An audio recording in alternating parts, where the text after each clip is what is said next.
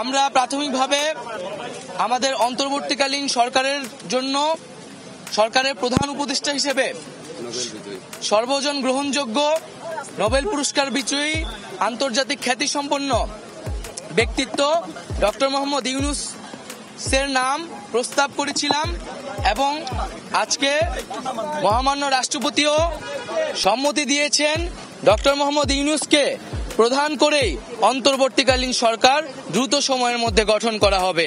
অন্তর্বর্তীকালীন সরকারের প্রধান হচ্ছেন ডক্টর ইউনূস।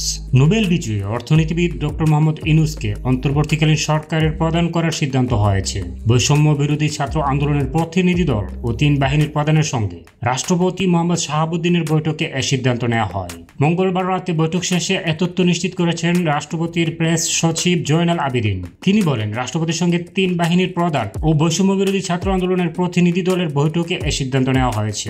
এর আগে অন্তর্বর্তীকালীন সরকারের রূপরেখা নিয়ে রাষ্ট্রপতি ও ৩ বাহিনীর প্রধানের সঙ্গে বৈষম্য বিরোধী ছাত্র আন্দোলনের সমন্বয়কদের বৈঠক হয়। সন্ধ্যা ৬টার দিকে রাষ্ট্রপতির সঙ্গে বৈঠক করতে বঙ্গভবনে প্রবেশ করেন বৈষম্য বিরোধী ছাত্র আন্দোলনের ১৩ সদস্যের একটি দল। এর ঘণ্টা দেড়েক পর সন্ধ্যা ৭:৩০টায় ৩ বাহিনীর প্রধানেরা বঙ্গভবনে প্রবেশ করেন। আধা ঘণ্টা পর বঙ্গভবনে আসেন বাংলাদেশ শিল্প ও বণিক সমিতি ফেডারেশনের সাবেক সভাপতি ও সাবেক সংসদ সদস্য একে আজাদ। এ সময় একে আজাদ বঙ্গভবনের সামনে উপস্থিত সাংবাদিকদের বলেন, বিভিন্ন জায়গায় ভাঙচুর হচ্ছে, অগ্নিসংযোগ হচ্ছে, পুলিশ কাজ করতে পারছে না, নিরাপত্তা না দিলে কারখানা চালু করা সম্ভব হবে না, পুলিশ কারখানার নিরাপত্তা দিতে পারছে না, দেশের অর্থনীতিকে সচল রাখতে হলে ব্যবসায়ীদের নিরাপত্তা দিতে হবে। এরপর রাত 11টার দিকে বৈঠক শেষ করে বের হন বৈষম্য বিরোধী ছাত্র আন্দোলনের প্রতিনিধিরা। সমন্বয়কেরা সেনাবাহিনীর একটি গাড়িতে করে বঙ্গভবন থেকে বের হন। এ সময় গাড়িটির সামনে ও পেছনে সেনাবাহিনীর জিপ দেখা যায়। মঙ্গলবারের বৈঠকে উপস্থিত ছিলেন ঢাকা বিশ্ববিদ্যালয়ের আইন বিভাগের অধ্যাপক আসিফ নজরুল ও একই বিশ্ববিদ্যালয়ের আন্তর্জাতিক সম্পর্ক বিভাগের অধ্যাপক মোহাম্মদ তানজিমুদ্দিন খান।